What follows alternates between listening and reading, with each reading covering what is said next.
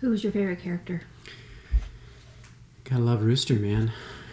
And Jeff Bridges just killed it. Now, some of you loved John Wayne's performance, and I will tell you that watching John Wayne in True Grit made me understand why he was a great actor, and he won an Oscar for it. But I think this one's better, and that's going to be contentious, and all you old men can get uptight about it. No, that didn't pan out. What was your favorite line? I do not deal in hypotheticals. Life as it is vexing enough. I'm a sucker for that dialogue. So good. I'm a sucker for it, all of it. I'm going to make a plug. It probably bugged some people, just how stilted it was. Oh, I loved it so much. It is all part and parcel of the book True Grit by Charles Portis, written in 1968. So kind of, long, kind of after the Western genre had run its course. And he decides he's going to insert a 14-year-old girl in the middle of an old Western story and see who's got grit. And I love it. And more than anything, it's the idiom, 1860s Southwest. And Maddie Ross is a convicted Presbyterian. And so you don't get any of this in the movie, but she's very hardcore Presbyterian all the way through. And that language is part of the book, that kind of deadpan humor, the kind of collection of quirks and ragamuffins. That's kind of his style. And he passed away, actually, just 3 months ago, I think. So maybe this is partly in honor of him. Yeah, maybe it is. Let's watch a quick clip, shall we? Yeah, and then I want to ask you who you think had the most grit. Oh, I don't know if I know the answer to that. Oh, you have to answer it. Oh, do I? Mm-hmm. Okay. Well, I'm not really grabbing this screen here very well. Let's see. I'll tell you the right answer. It's Maddie. Oh, is it? Oh, okay. Good job. Mm-hmm. So here is this opening scene. Zoom in. Cheney had fallen to drink and cards and lost all his money. He got it into his head he was being cheated and went back to the boarding house for his Henry rifle. When Papa tried to intervene, Cheney shot him. Cheney fled. He could have walked his horse, for not a soul in that city could be bothered to give chase. No doubt Cheney fancied himself scot-free. But he was wrong. You must pay for everything in this world one way and another. There is nothing free except the grace of God. There's actually another, that's Charles Portis straight through Maddie Ross, except it says further, and no one deserves that, I think is the rest of the line, which is really interesting. Mm-hmm. Watch what happens at the end of this movie. So many good scenes. But here is the ending where, and I should set this up, this is essentially it's a film about justice, but it's actually kind of a film about recompense, right? So tit for tat. You killed my dad, I'm going to kill you. If I can't kill you, I'm going to hire someone to kill you. And it's a form of justice, right?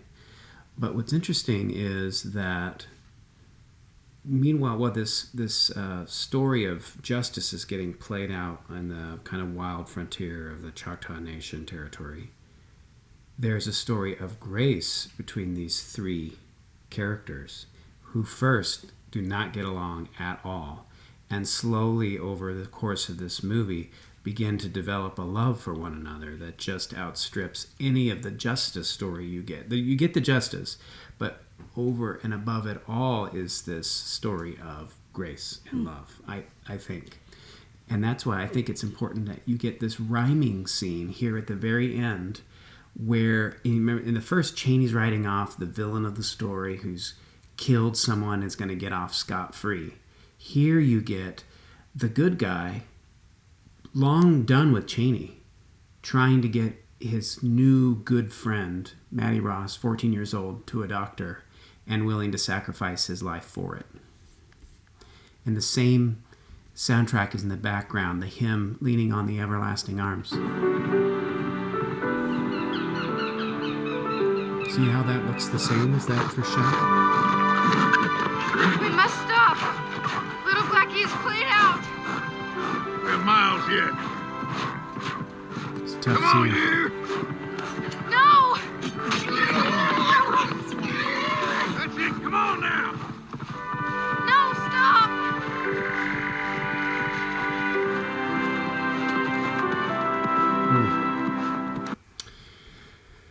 Brutal, but also a deep. You suddenly see his heart in this final scene, don't you? Where he's racing all night to get her to the doctor and saves her life. Mm-hmm. Quite a striking scene. Mm-hmm. What's the connection between Singing in the Rain and True Grit? Well, almost nothing. Except, here's an unusual fact. You have two movies with an ensemble of two guys and a gal as the protagonists working together as a team. It's actually unusual. John Updike, the great author of the 20th century, said there's only one story, two guys, one girl. But what he meant was a love triangle. But neither of these are love triangles. But they are two guys and a girl pushing forward through the story. And as you mentioned to me the other day, they hit rock bottom at about the 2/3 mark. There's nothing we can do. Right. And Singing in the Rain, it's like, come on, we can do it. The show must go on. Good morning, good morning. And in True Grit, it was forced upon them by Maddie running into Tom Chaney at the river. Mm-hmm. And then all hope is brought back in as they rise to the occasion of fighting for their friend. It's quite striking. Anyway, what did we drink? What did we drink? Did you forget? I did. Help me. What did we drink? Undaunted. Oh, we drank Undaunted. Yeah. Yes, it was. We drank it. We test drank it before we announced the movie, and we did. And we kind of thought, it's pretty good. Yeah, it's a pretty good cab. But on this second drinking, while I was drinking it, watching the movie, I really got more out of the wine.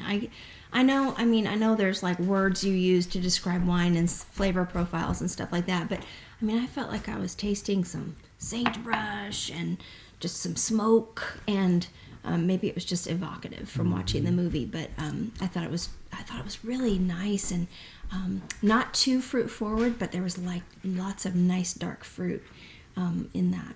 I don't care for Cabernets that are bright, tannic, bright red fruit flavors, cherry. I don't love that, but I thought it was pretty good. It was maybe even better the next day. It was better the next day, I thought. Mm-hmm. Yeah, and a good title too, Undaunted. Right? Exactly. Yes, she's Maddie Ross, Undaunted. What a great character written. True Grit. Mm-hmm.